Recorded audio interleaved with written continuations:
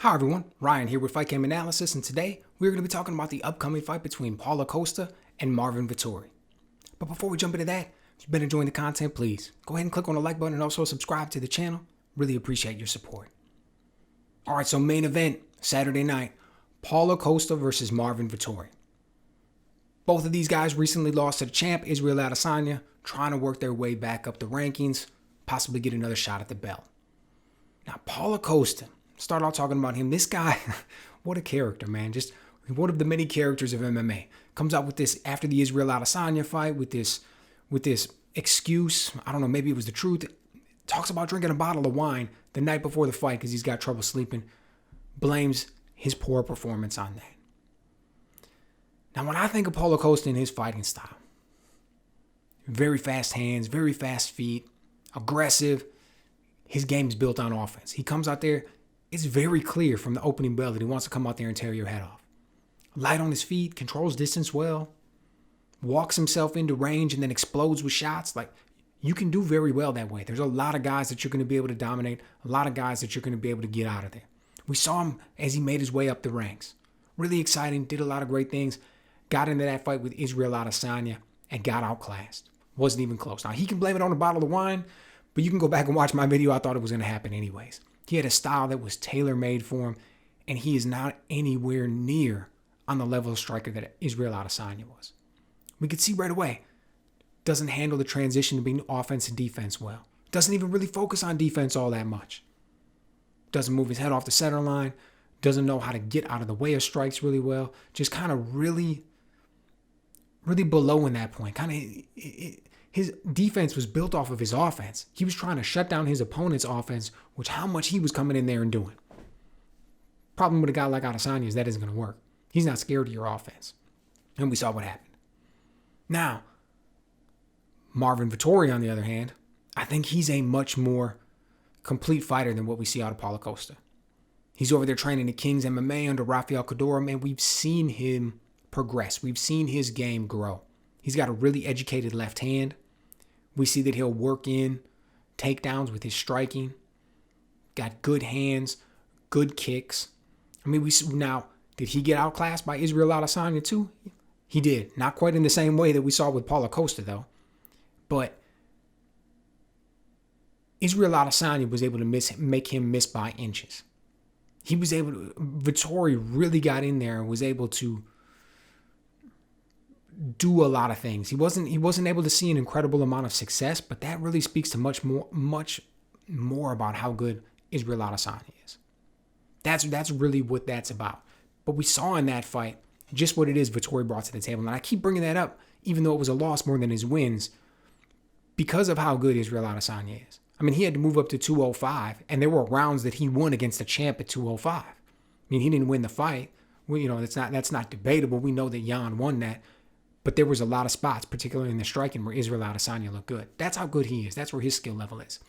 So it's an interesting way to be able to measure both of these men. But the question isn't about how good they looked against Israel Adesanya. The question is about how they're going to look when they match up.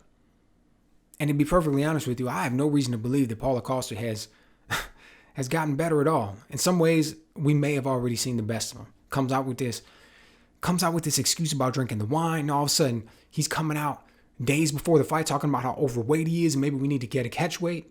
I think he even recently said he was as high as 211 pounds still. Like, I don't know. This dude it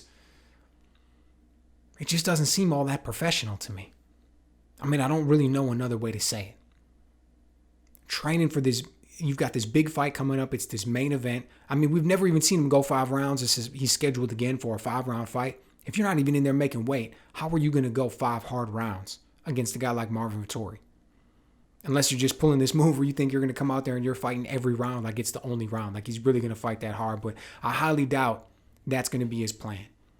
I mean, I think we're just going to see the same old Paulo Costa. And if you can handle that, then you've got him. You're done. He doesn't have any more wrinkles to his game. He's not doing anything else. He comes out there and we know exactly what we're going to get. He's going to be aggressive. He's going to be in your face. Hard punches, fast kicks. He's going to come out there all offense. But the truth is, I think Marvin Vettori's got an answer for that.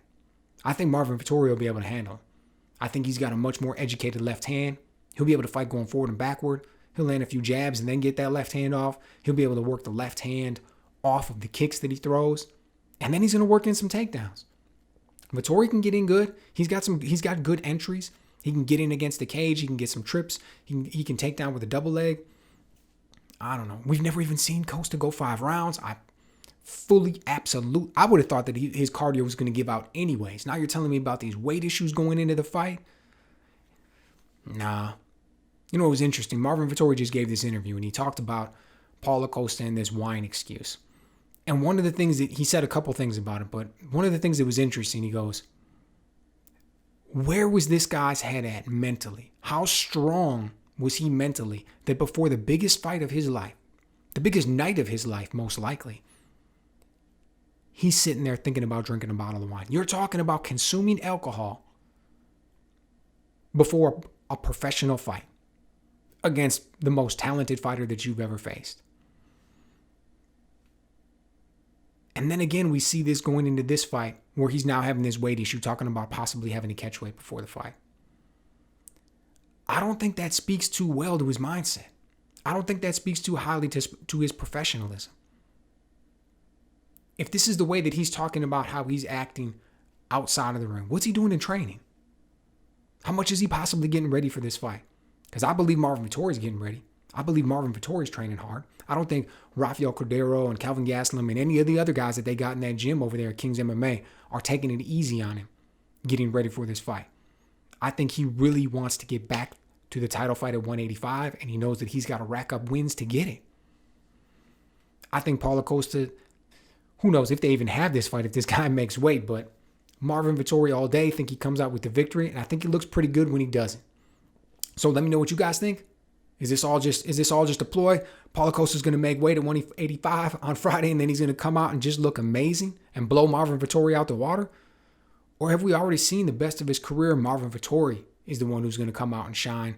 And Paulo Costa, who knows? What's the next for him? Does he slowly fade away with the excuses, or does he somehow hook up with a new team, and instill some discipline in himself and his career and come out and shine? Because he's got a lot of potential. He's got a lot of athleticism.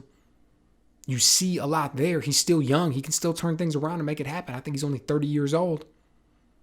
But the question is, does he want to do that? Is that the path that he's going to go? So let me know what you guys think.